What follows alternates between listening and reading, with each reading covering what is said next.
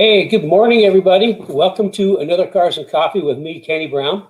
And if you're a car guy that really wants to know the real story about stuff, you're in the right place, because over the next hour or so, I'm going to answer your questions, talk a little tech, and it's something new we started, a little trip down memory lane. But it's going to be kind of a cool episode today. What we're going to talk about is pedals. If you're building a race car, you need pedals. There's an old expression that, a good driver is a good pedaler. Well, we're going to be talking about pedals today. Also, people are saying we don't do enough about 550s, but we're going to talk a little about Margo, our sport touring package that we developed. And let's see, what else do we have? Shocks.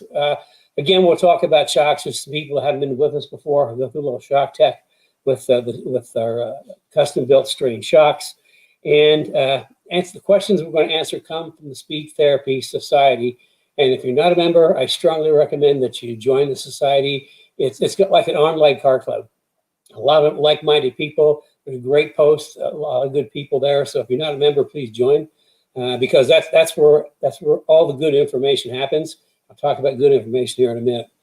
Kenny Brown Speed Therapy Society Facebook group. Okay, Kenny Brown Speed Therapy Society Facebook group.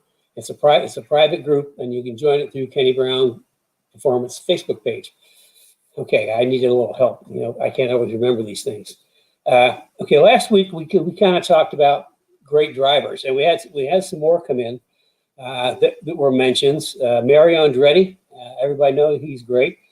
Schumacher, I mean, what can you say? I mean, how many time world champion he was? He just dominated.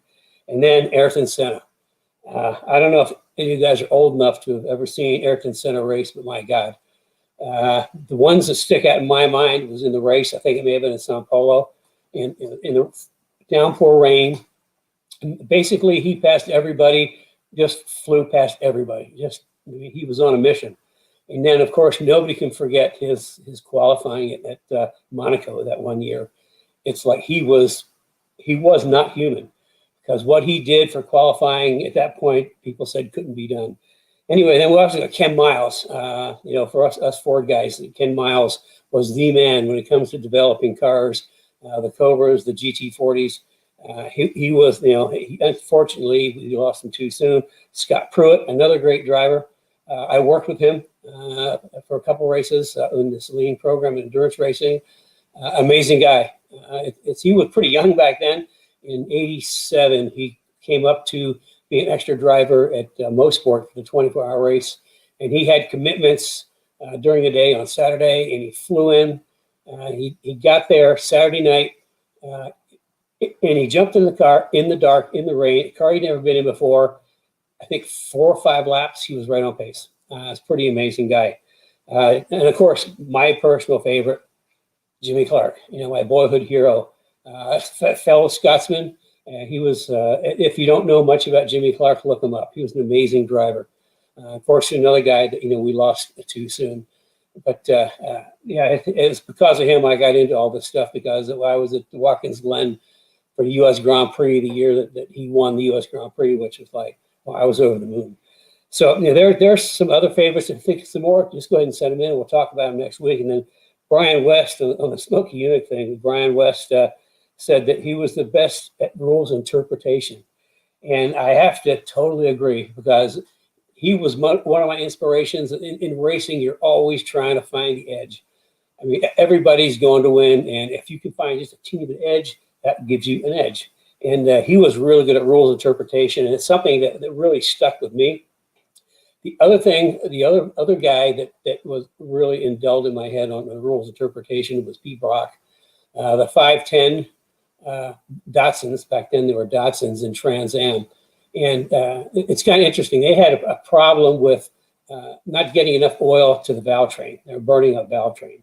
And by the rules, they could not modify the engine to get more oil to the valve train. Solution: he took a copper wire or copper tube, wound it a couple times off of out of the block, wound it a couple times, and put it into the cylinder head, right into the rocker, so it oil. And people said you can't do that. Well, he pulled out the rule book, and it said that you can have as many oil coolers as you want in any location. So his thing was, well, is the oil cooler after it goes into the engine here than it comes out there? So his overhead oiling was an oil cooler. So those two guys, kind of really kind of had an impact on me because I'm really, really good at, doing the rules thing. Let's see. Okay, I already talked about the artwork, Jimmy Clark, and that's, if you can't see, that's one of his famous gloves tucked in there, which is pretty cool. A good friend of mine gave that to me a long time ago, and it's kind of like one of my treasured art pieces. Okay, I can't forget this. It's actually written down, so you can't forget the share thing. If you got some friends that think they can get some value of what we're going to talk about today, hit the share button. You can start a watch party. Also, the thumbs thing. We get thumbs up. It really helps us spread the word.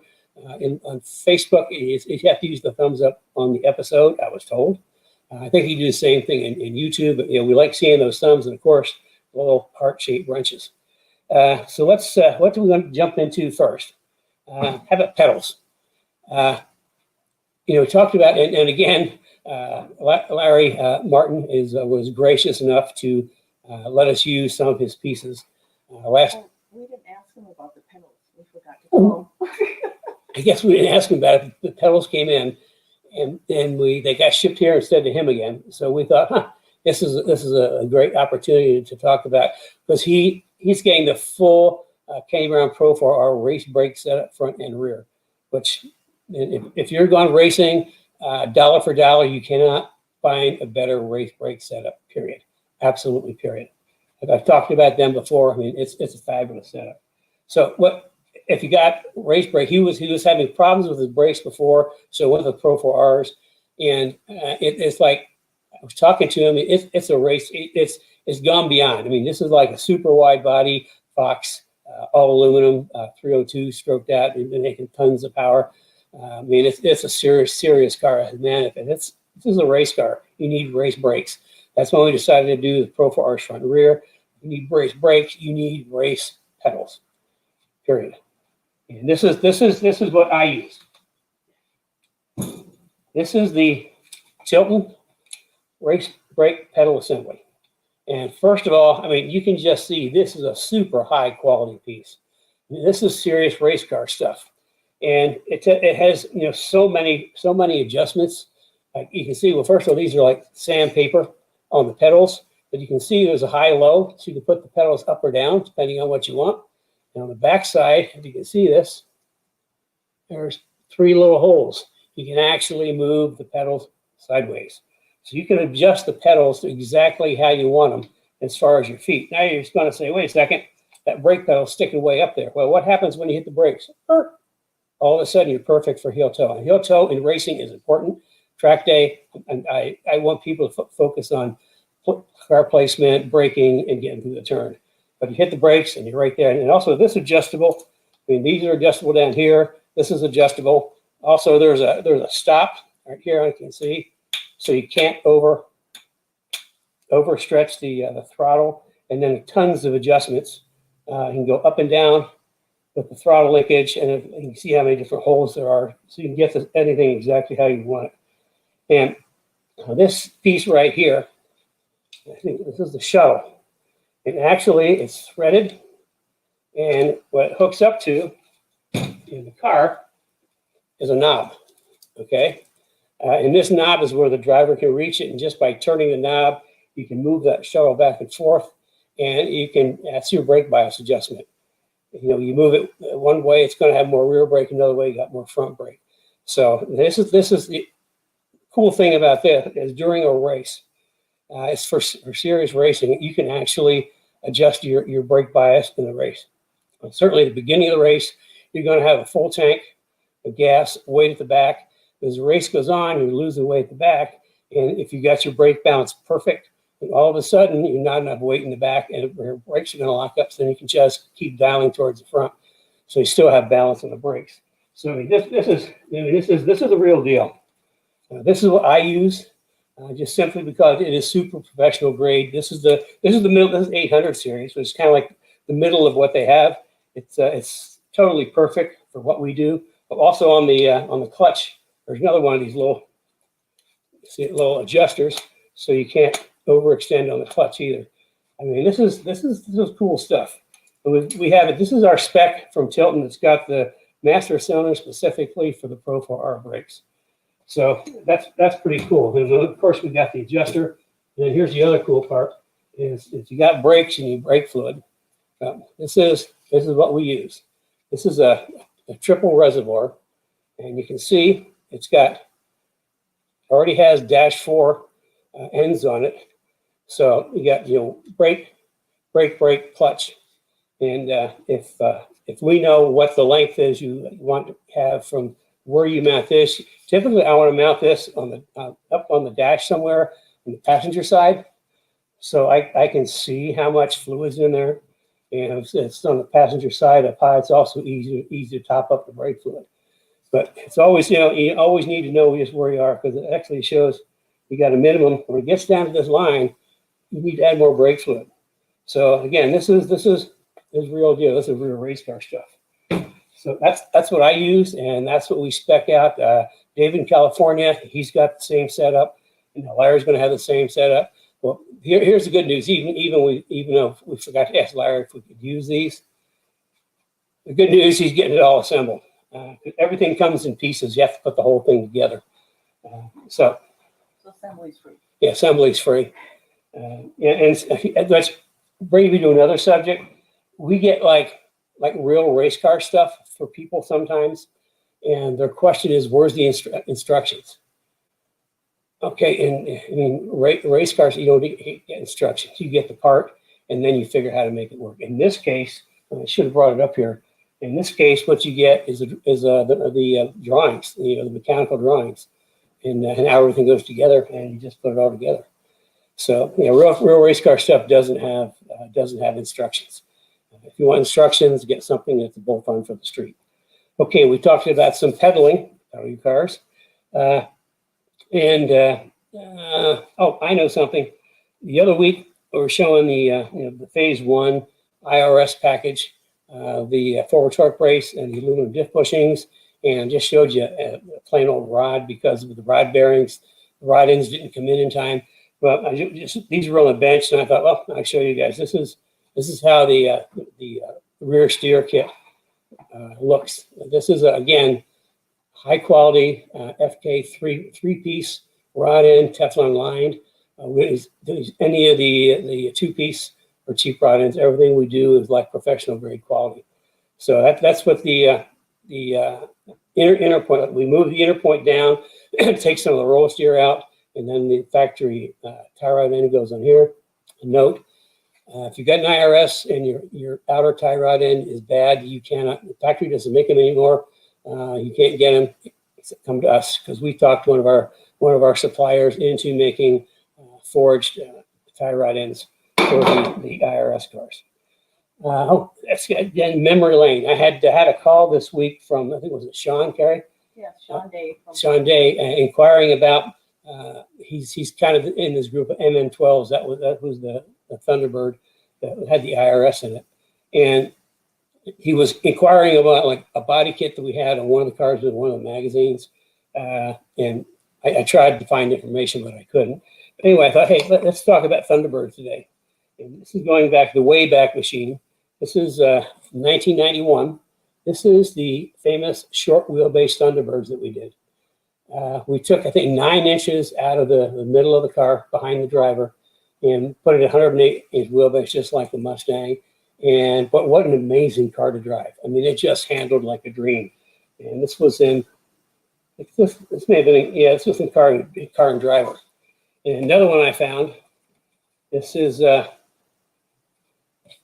of our supercharged Thunderbirds. And that's what Sean was inquiring about, our supercharged Thunderbirds. 96 and 97, and I got to go back and look, maybe 8 or 10 of these things. And what we had to do is nobody had a supercharger kit for the Thunderbirds. So what we did is we got the pieces from Vortec, and we actually machined all the parts for the supercharger on there. Just kind of like what we did for the Crown Vics. We had to like make pieces of the supercharger. So that's a little bit on the Wayback Machine. I think next week we might talk about the M69. We had somebody who's inquiring on M69, and that's, for those who don't know, that was my 2005 SEMA car, and it's a beautiful car. It's been in a lot of magazines. We took an 05, and it's got a body kit on it, a wide body that makes it look like a 69 Mustang. It's really, really cool. I'll show you next week. So that's kind of like some of the way back stuff. But I'm just kind of rifling through it. Oh, questions. If you got questions, please send them in. You can put them in a little column thing. Over here I can see some people: Larry, Roy, Tim, another Roy, James, another Tim. I'm not good enough to look at you, talk, and read the comments at the same time. I think that's going to take some more practice. But I'm getting better. At least I can see the names now. As you know, asthma just drives me nuts. Okay, I think we're going to, before we go into shock tech, I think we'll whip through some questions. Wendy's question was, we talked about radiators and cooling, saying how high, but with the old style radiators and radiator cap, you can run the, we run the cars pretty hot because you make good power, run about 220, 225, but you have to have a high pressure cap. On these later model Mustangs with that goofy screw-on thing, if anybody finds a high pressure cap for the later cars, please let me know. We've been looking and can't find one. But anyway, her question was, if high water temperature, how does that affect the oil? Well, on a race car, if we're running like 220, 225 water, we have an external oil cooler. And at that point, I want to see the oil temperature between 230 and 250, 250 tops. And beyond that, if you start getting oil, if oil gets to 300 degrees, in some cases, bearings will delaminate at 300, so you don't want to get there. I just like it, the oil just a little bit warmer than the water. But for the cars that don't have high pressure caps, you need to be in that 200 range, 210 tops. So anyway, let's do another question. In fact, I forgot to answer this last week. Cliff, who has the Ford Racing FR500S, that one of the ones I engineered in the Mustang Challenge another way back. Anyway, he is here. We're updating it from the 2008 FR500S spec, a 2011 World Challenge spec. And we're doing it in 2011. My suspensions were legal on the FR500S cars, but not the Boss cars. My son Paul, late son Paul, did some testing with suspension. He declared it was just totally amazing. It was really, really quick. But the SCCA, because it was so quick, would not let him run that on the Boss. But they made it legal for the FR500S to kind of give them a leg up, along with some Ford Racing updates, heads, cams, intake, throttle body, which we're doing all that. So it's going to be 2011 spec. Anyway, getting back to cooling, he had a question about with all the extra stuff that we're doing, if he should go to the three pass radiator, triple pass radiator, and it's kind of like he run. Carrie, do you remember how high temperature he was running? Yeah, 200 to 210. He's running 200 to 210 with the stock 2008. Now we're adding between the heads, intake, and cams, we're going to be adding horsepower. Horsepower means more BTUs. So will it create more heat? Of course, it's going to make a bigger bang. It's going to make more of a bang, and more bang means more heat. It's more BTUs that the radiator has to get rid of. It's kind of like a tricky question because it kind of falls in a gray area. He's got a pretty big. They came with a pretty big, thick aluminum radiator right from the factory. He's not seeing extensive overheating issues. So I mean, there's two ways to look at it. Number one is, I'm of the mind that don't fix it unless it's broke. So the one path would be, okay, let's go with what it is and see if it starts running hot. If it works, if it keeps the water temperature in that range, 210 range, then great. We'll just leave it at that. If it overheats, maybe that's the time to put in a triple Hess radiator. The other thought is, okay, it's going to have more BTUs. He races some hot tracks. that putting in the triple pass just might be a good prophylactic for overheating. So he's sure the car's not going to overheat. So actually, there's two ways to look at it. I think Cliff and I probably have to have a little conversation on what he feels is going to be. Does he have to have it? No. Could he have it? It'd be nice, but it's kind of like it's in that little gray area. Now, if he had a stock rated, boom, throw the stock rated away. We put the triple pass in. He's good to go. So anyway, I need to talk to Cliff about that next week. You have a meeting on Monday with him. Oh, I have a meeting on Monday with him. So isn't that handy? Let's see. Oh, Margo. We should talk about Margo a little bit. Guess what? Before you start talking about Margo, guess who's with us? Who? Kelly and her two sons, JJ and Jesse. Hey, Kelly. Hi, JJ and Jesse. Kelly used to work for us a long time ago. Amazing guy. I mean, you talk about energy. She's like got way too much of it, but that's I mean, she's a really cool person. But anyway, she now is believe it or not, a heat packing FBI special agent. I never would have guessed. Anyway, she's got a 2019, is it, Carrie? Yes. 2019 Mustang. And as you know, a lot of our people name their cars. Well, she named her car Margo. And we've been using it I developed two new spring packages for like sport touring and performance street / track. And then also we've got our track setup that we've had. So it's been kind of handy. This is going to be a sport touring car because she's got two young sons who actually just absolutely love driving in the back seat. When she gets on it, they love to go fast. JJ and Jesse. Yeah, JJ and Jesse. So we've got in fact we got some pictures coming up. But we've got the JRZ. I've come up with a special spring package for the JRZ single adjustables. Oh, there's Margo. And this is we just kind of pulled over the side of the road and took some quick pictures. So this really isn't professional grade. But a couple of unique things. I typically will change out the wheels and tires, but she really likes the factory wheels. So she likes the factory wheels. I checked in. It comes with like a 275 tire on the back, 255 in the front, which isn't enough tire. So what we did is we went to a 285 on the back, which is the biggest tire you can run, and then put the 275s on the front. So basically we went up one size in tires, front and rear. So we're putting more tire on the ground, plus retaining her factory wheels, which she really likes. It's going to get the vented rotors. And also, I may have told you that our previous supplier for rear diff kits for the 550 cars, they went out of business. So we've got a new supplier. And so what we need to do is we're actually going to, in the coming weeks, we're going to redo our rear diff cooler package for 550 cars. So we got a kit. And this time with our new supplier, Eric, who actually talked in the Speed Therapy Academy about plumbing, which was kind of cool.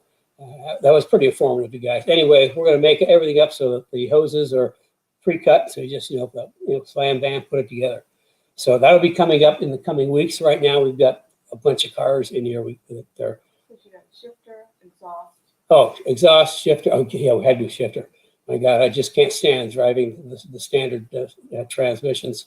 Subframe connectors. Subframe connectors, new subframe connectors. So it's a really nice sport touring package, and it'll just be perfect so you can take our kids and they can get. I guess they get as excited as being on a roller coaster, which is good. So the other thing we did is the thin blue line, and anybody that knows about that knows about that. So that's very cool. So that's Margo. You guys want the 550s? Yeah, we do 550s. Okay, moving down our list. This is actually for me, and I didn't know this was coming. I said, Kenny, friendly reminder, do you know what day this is? Gee, what day is it? I think it's the 23rd of January. Let's see, 1, 2, 3. I know. It's Carrie's birthday.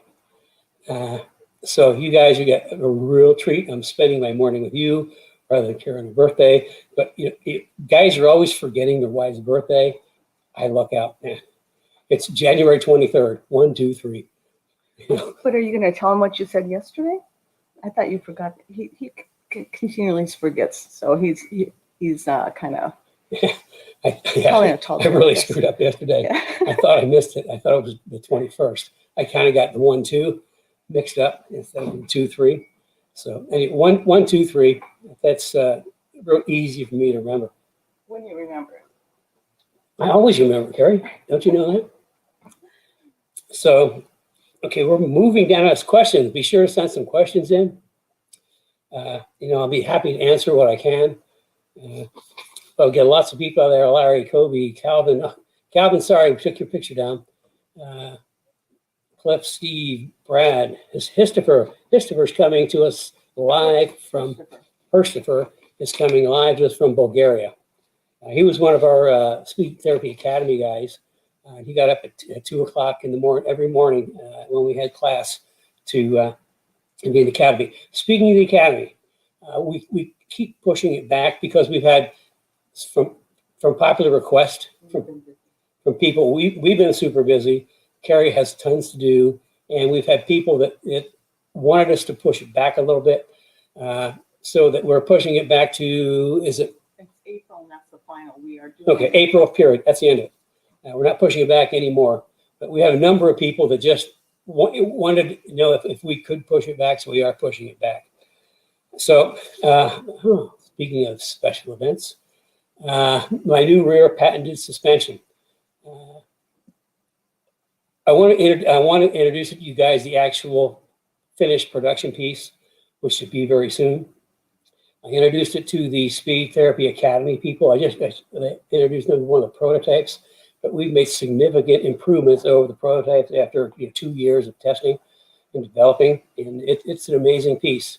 It just completely changes the rear suspension on the Mustang. It does things that we'll talk about them. Anyway, we're going to do that. The next introduction, we introduced it to the Speed Therapy Academy guys. The next introduction is the actual production piece. I'm going to say 2 weeks maybe. I think things are heading over to powder coat probably the first of the week. So we'll have at least a production piece. Actually, by then we should have a piece on Chris's car should have one, and Cliff's car is getting one. That's the only piece on Cliff's car that's not part of the 2011 World Challenge spec for 500S Mustangs, but it's my 2021 spec for FR 500S. So anyway, yeah, we'll talk about that. Now, it's only going to be, this next introduction is only going to be for Speed Therapy Society people. And we won't do a general introduction until later in the spring to the general public. So if you want to see what's going on, we're going to have I think in the newsletter or Facebook something to be a way to register. It'll probably be on a Tuesday evening. So if you're interested, when the registration is open, please register. And it's pretty cool.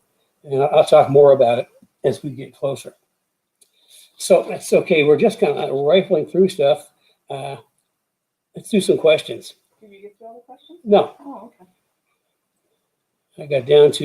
I got stuck at Wendy. Christopher has a question. Because Kenny often talks about spring rates in the videos, but he always mentions only the front spring rates. And he also mentioned rear. Also, can we have a table similar to the alignment specs and spring rates for different generation cars?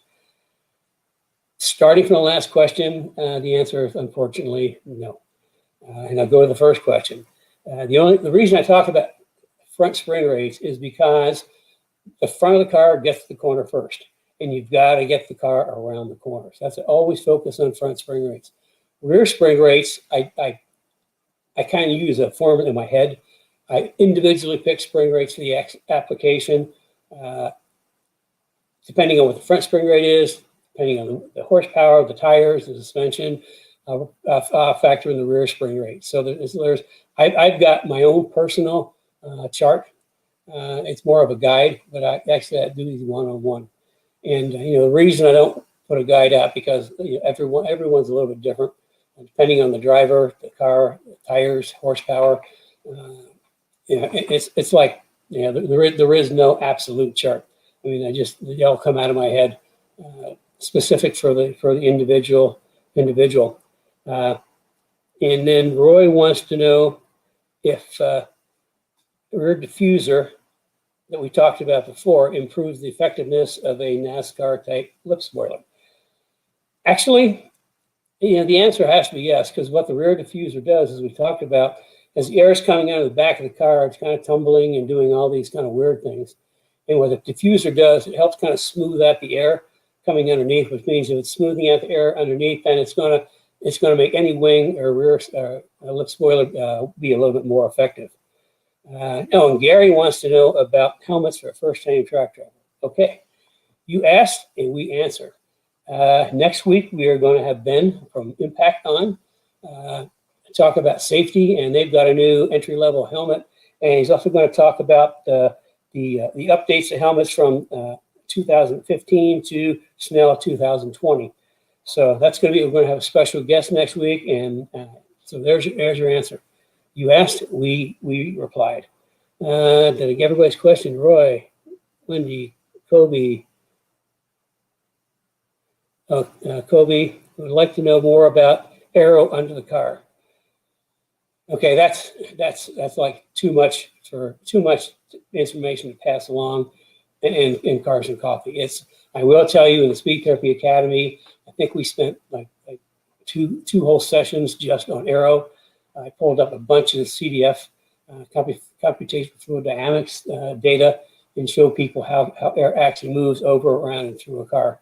So I mean, it's like it's a little too much to just say blah blah blah. I mean, there's a lot more to it. So I mean, if you want to learn more about this kind of stuff, I encourage you to sign up for the next academy. That's only one of the many things we talk about. And any of the guys that went through the last academy will kind of attest to, the value that they got out of it. So I can say that rear diffuser. When do you want to know the price of the diffuser? It is on our website. So just go to our website under S197. You'll see the diffuser is for 5 to 10. Now, something we discovered on Cliff's car, what Ford did is they put the California Special, the CS bumpers front and rear, and the rear had kind of like these fake little fins in the back. And so we actually had to modify that just to get a real diffuser on. So if you don't have a California Special 5 to 10, it's a really, really nice piece. Track day helmet, out of the car, Margo. I have a shocking development. I threw that in there. You want a little shock check. We talk about spring rates, and like I say, I picked the spring rate. The customer, I picked the front spring rate first, and then the rear spring rate is based off a number of different factors. Like I say, horsepower, tires, the sticky tires, street tires. So this is, whose shocks are these, Carrie? You know whose shocks they are? Kenny Brown Strange. No, who are they for? Oh. You remember? I'll think about it. Anyway, these, I have a real thick book. Some of you have seen on shock dynos that I've collected over years and years and years. And I like, I have for race shocks, I have a certain type of valving that I like. For street/track shocks, I have a different type of valving. For F197, we're having a hard time coming up with what I want because I run like a lot higher spring rates than anybody else because you need spring in front of a Mustang to make it turn. So we were in Chicago, we went to Strange. I took my shock dynos. I talked to Dimitri, he's amazing, brilliant shock guy. And we went over Sharks and said, yeah, I can do that. So we actually had these custom built to my specifications. And the fronts we can only get in double adjustable. And the bump adjustment's on the bottom, as you can see. And rebound is on the top. And this is our shock package. Now these springs I chose, this is a 500-pound front. And when you get the shocks from me, they're completely assembled. And this one has, because SN95, it has our Caster Plus camber plates. Caster Plus because we eliminate the caster adjustment on the plate and just put maximum caster in. You just can't put enough caster in a late model Mustang. So by doing that, we actually got more caster by taking the adjustability out. So we found a little saying, more caster, less bucks. It's a really nice piece. It's got urethane, so it doesn't have a rod in the rattle. A little tip on these with the urethane in there when you tighten the. It comes from Strange with like a lock nut, and I don't like those. So we go to jam nuts like we do in the GRZs. But when you do it, you just want to get this to the point of snug. A lot of people just crank it down and squish it. And that's no good. You just want to get to the point of snug, and then you lock it down with a jam nut. And then you can see it's got the adjustability. But the spring package is made up of three distinct components. On the bottom, we have our TRB torsion release bearing. And that's just a bunch of needle bearings between two very thin washers. And the purpose of that is as the spring shock will go up and down, the spring will do these little dancing things, and that it kind of releases some of that the tension. But the other thing is it makes it really easy to adjust the shock because you don't have spring on metal, you've got spring on bearing, so it makes it a lot easier to adjust right height up and down. Now on the back, for this customer, this is a double adjustable. Most of them are single adjustable. And the spring rate I chose on the back, where are you? I turn this way, is a 550, which means this is an IRS car. And some interesting things that we do. Now these are compressed. Because they're not gas, they're just a twin tube. We compress them all the way down, so they're really short for packaging. This will actually be a lot longer in the car. The other thing I do, because this goes into the car, have an OE type mount, and now we got all spring and shock load in through the top of this. So this right here is Delrin. We put a Delrin bushing in there, so it's solid and then really hard rubber on top. So it's a pretty solid mount. This is for IRS. We also have single and double adjustables for live axle cars, which the spring rate would be considerably less. Another couple things when you get handy dandy spanner to adjust the ride height. But I think what makes it really special is by this little booklet from Strange. It shows you how to adjust it, and I put a special note in there that they're compressed. But the thing I include is a shock setup sheet. It's got all the information, the shock, the springs, and what my initial adjustment is. I always send them out with a base adjustment, and then there's some information on the bottom on tuning, and then there's a second page with more information. So that's just part of the package. And so that all goes in there. And of course, it wouldn't be complete without, I get to them, stickers.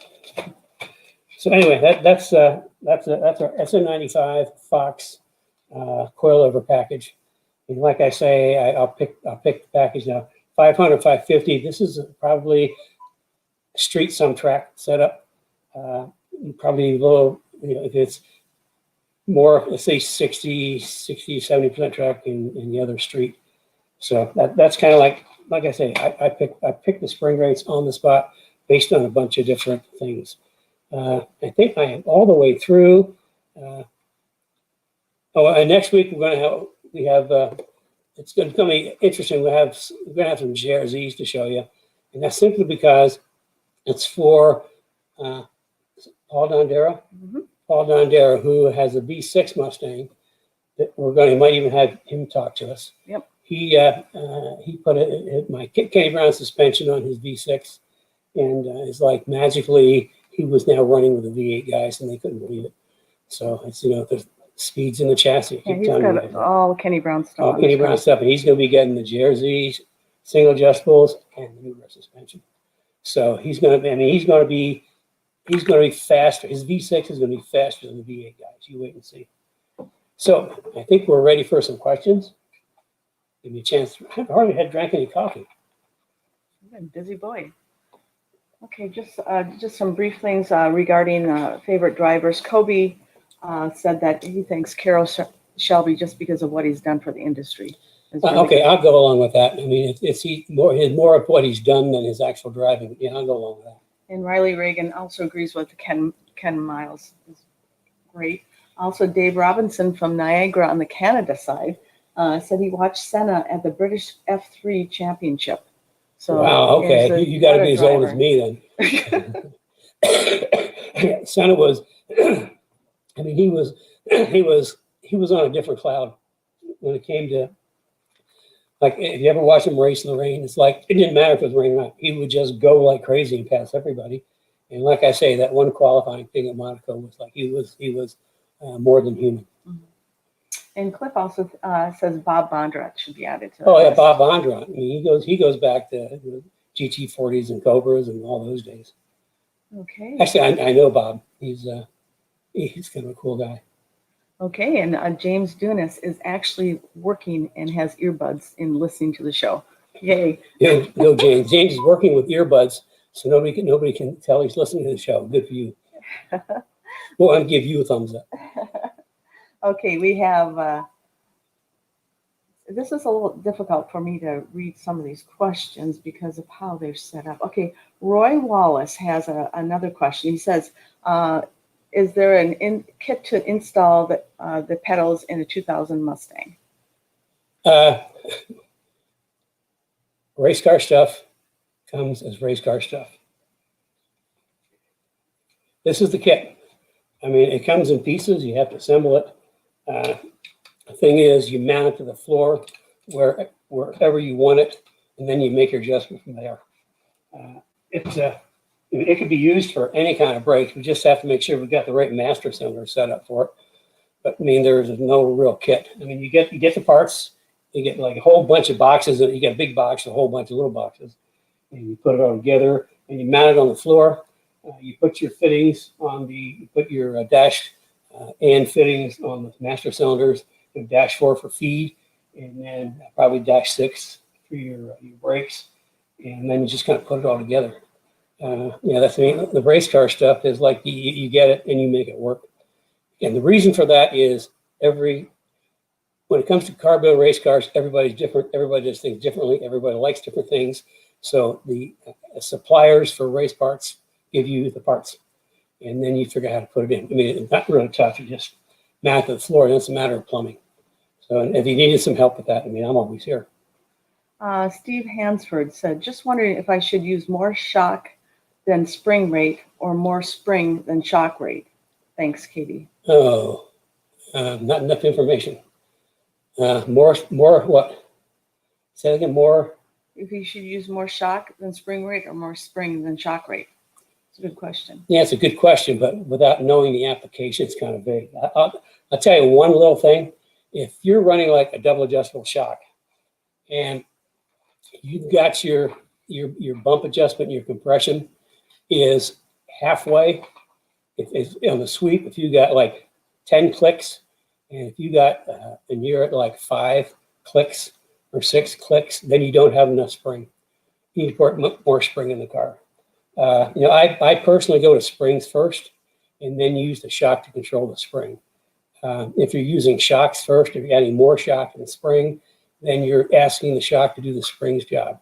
So I guess, talking my way through this, it's the spring first and then the shock. Because once you get the spring rate, then you need the shock that can control the rebound, the decompression of the spring. So.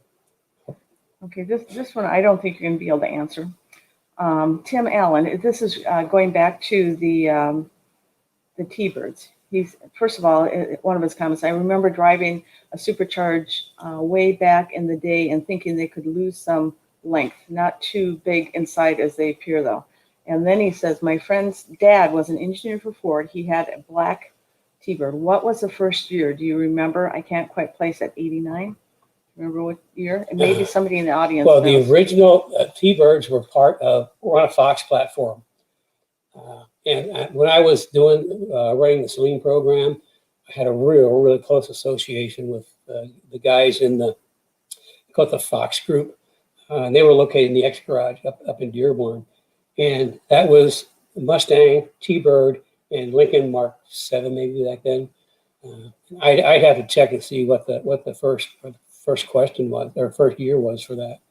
And then they went to the MN12, or they went to it was bigger, it's heavier. and it was IRS in the back and better suspension in the front. So it was like a big change from the live axle Fox.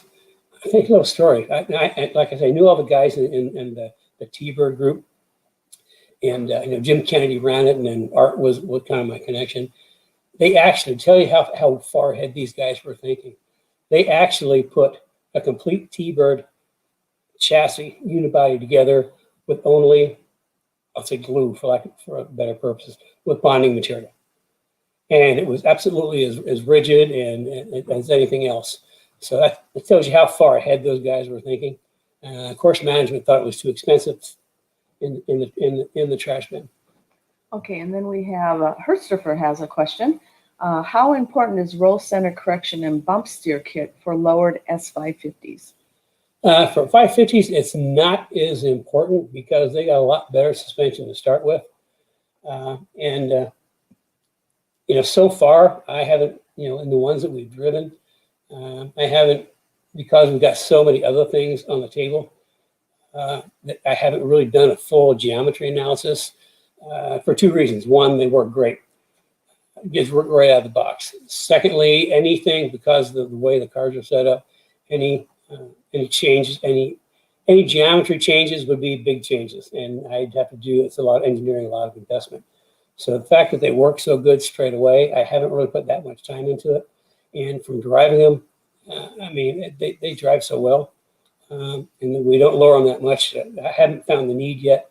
If we went racing with one, then I have to sit down and do all the geometry stuff and figure out what we need to do.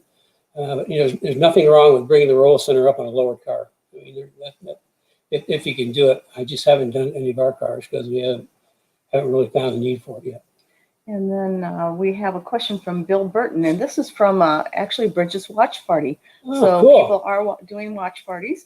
What's the biggest tire I can put on my S197 with an 18 by 8 inch rim?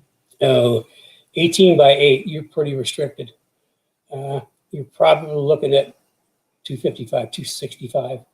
I know the perfect rim size for 275 is 9.5.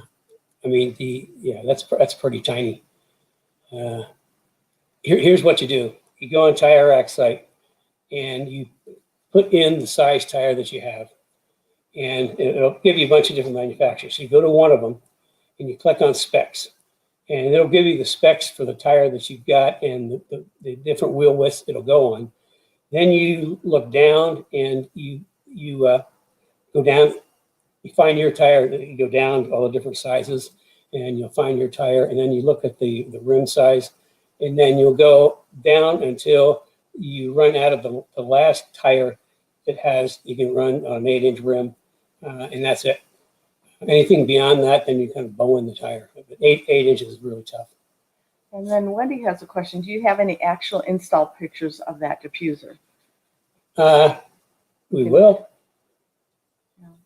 I mean, we will shortly, not right this second. And then I find this humorous. You spoke to him, Michael Gabreth. His name is American Idol, IDLE. That's pretty clever. We like that, Michael. You had a 15-minute with Michael a while back. Let's see. Oh, yeah. Remember 15 minutes? Sign up. You got a question that we can't get in here. It's a little more complicated. Sign up for one of my 15-minute consults. And, I'll try to, if I can answer it, I will. If I can't, I'll just tell you, I don't know the answer. If I can find the answer out, I'll try to find the answer. I talked to one guy last week. I can't remember. He has a V6 with seated cold air and headers and stuff. And he's looking for a tune. I didn't have the answer. However, I talked to Tony the tuner, and he's supposed to be getting back to me with a tune. So, if I don't know the answer, I'll try to find it. If I don't know, I'm just going to tell you I don't know the answer. My brain doesn't work for BS. It's like engineering, sort of black and white with a teeny bit of gray in there. But I'm not very good at BS. That's why I'm not a really good salesman. Okay, Jeff Lucina. How long have you guys been working with Strange Engineering? This is Jeff Lucina. Hi, Jeff. We know Jeff. Jeff used to be part of the car guys. He worked for Track guys. Track guys, Mhm. Track guys, which do track events. We did a really big one down in Sebring with them. Had a great time. And they also did the 25th anniversary. Oh yeah, they course, also too. were the guys at the organization that did 25th anniversary when we did that at Putnam. Yeah. So what was his question? The first year of How long have you guys been working with Strange Engineering? 2011. Because we moved to Chicago, we did the deal in 2010. Moved to Chicago to the beginning of 2011. So as soon as we're up there, I struck a deal.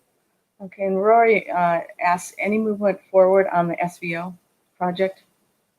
SVO. Michael's SVO project. Oh I think no. I think that's what it I is. think it. We haven't heard a thing. I'm guessing it's sort of evaporated. I mean, I would have loved to do that car, and I just think that would be. I like those cars when they first came out. I was one of the few people that really liked them.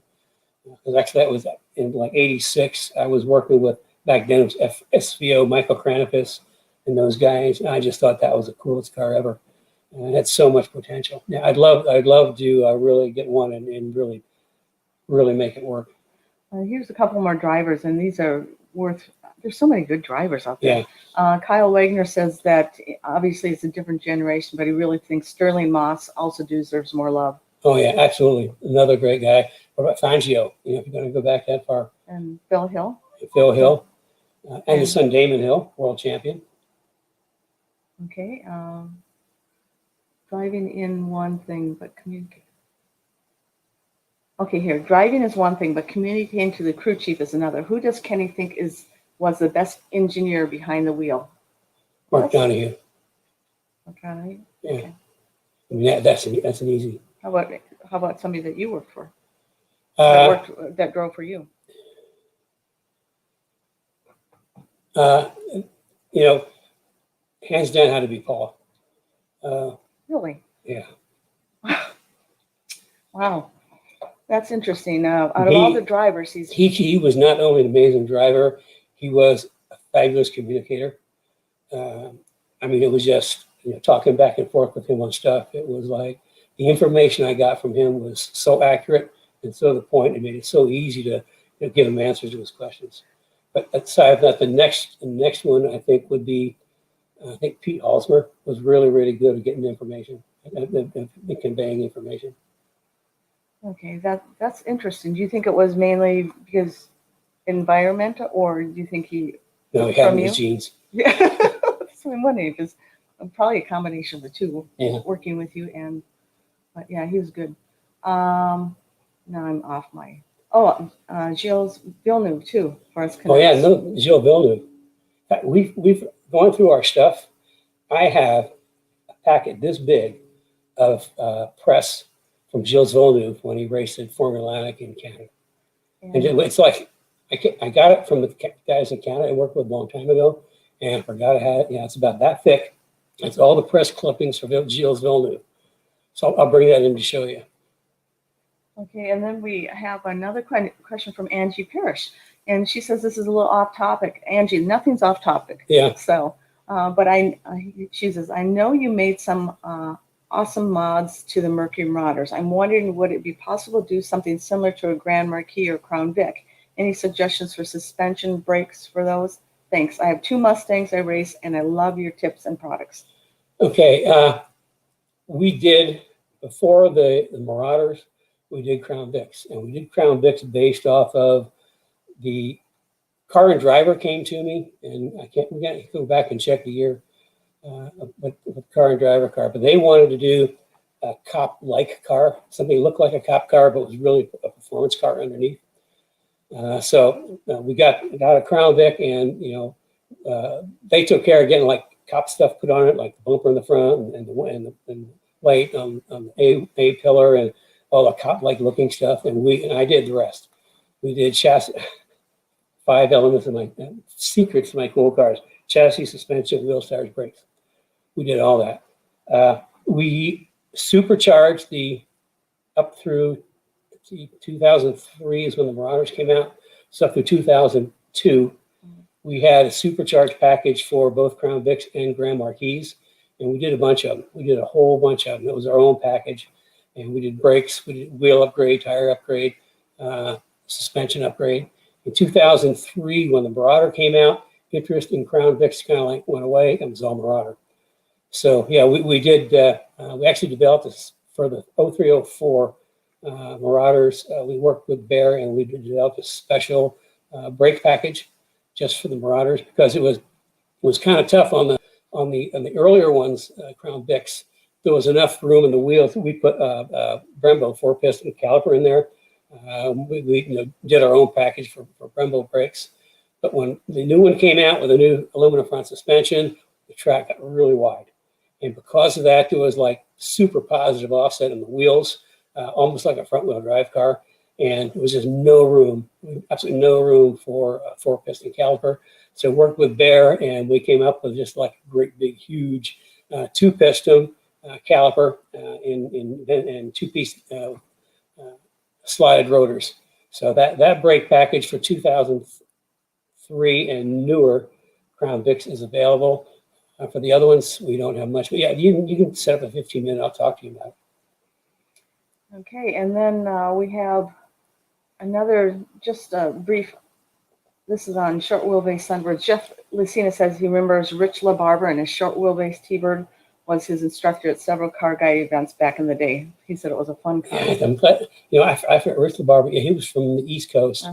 And that actually, here's another good story.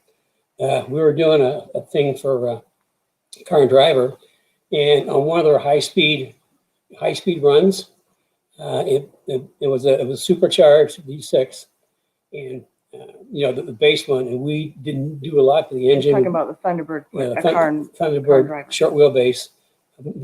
This one right here. Okay, they blew a head gasket, which back then was pretty common for the Thunderbirds.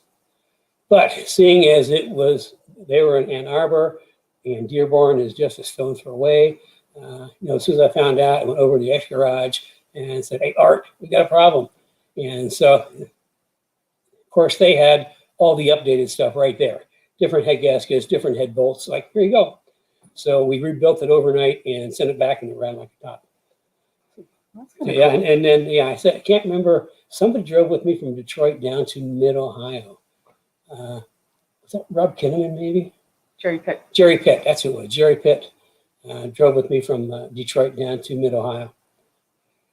Okay, another question from Kobe Ward. What is the difference between your street performance coil kit and your street track coilover kit? What do you get for an extra $400? I'm assuming he's talking about the Strange. There's a $400 difference between the street track and the street performance. That's a double adjustable, single adjustable. Oh, and I'm trying to think, because basically on all the shocks, the difference is just spring rate, but that doesn't change the price. No, but the street we have the street performance package, which is single adjustable. Which the street performance is non-adjustable. I'm assuming it's a $400 difference. I'm assuming he's talking about the. Kobe, why don't you say what car you're talking about? Yeah. What era? I'm assuming he's talking about the Strange with an SM95. Let's go to another question. Let's see. Dan Granza. Oh, Dan mentions that there's a group. No, I lost it again. If you guys saw what I was doing, it's really difficult here. The HR kit. Okay, H&R kit. That's what Kobe Ward's talking about. Okay, yeah, the H&R kit is street performance. It's got around a 400-pound front spring. It's non-adjustable, which makes it perfect. It's great for the street, great for the track. The next level up, you're getting into adjustable shocks, and that's what the difference in price is. And then that's got to be in the S197s, and then we've got another. We've got kind of something in between the street performance and GRZs. It's a really great package. It's got a 630 front monotube gas shock. That's single adjustable front. Rears are non-adjustable. I mean, that's a great package too. We put a lot of those on street track cars. Dan Grams, I believe, who is from Wisconsin, yay, Says the SCCA Milwaukee Regional Charity Event Drive will be at Road America on May 21st of this year. Would be great if you're available to come up for the event. I think this all depends on. Yeah, I mean, on, it COVID. depends on obviously the COVID thing plus what we've got going on. I mean, I'm just a bit busier than the proverbial one-legged paper hanger, Hey Dan, why don't you one-arm paper hanger. send me some information on that, please? Yeah, send some information. We can put it on Yeah. in speed. That's in society. Yeah, info@kennybrown.com. Okay, and I think we might, let me see. I think that's it. If I missed anybody's, just let me know. Okay, this is the last call for questions. You need to flicker the lights up. She's Okay. looking. You were looking at your phone for a reason. Or? Yeah, because I get my special messages who has questions. Oh, so I think we've answered all the questions today. Yep. Okay, well, I appreciate you guys coming. Next week. And next week we're going to have Ben talking about from Impact, talking about safety helmets and Hans type devices, and the difference between Snell 15 and Snell 20. That's 20 and 25 now. 20 and 25. I guess I should have read. We're going to have a show and tell with the JRZs and talk about a V6 that chases down Mustangs on track. What else are we going to do next week? I think we're going to talk about M69. That's a good one. This is one of the beautiful cars I ever built. Stupid expensive, but beautiful. And I think that's, around that stuff to talk about. And we're on time. Yeah, we're on time. Oh, I can't believe it. Okay, well, with that, I'm glad everybody could join us. If you got more questions that I haven't been able to answer or a little more complex, sign up for a 15-minute.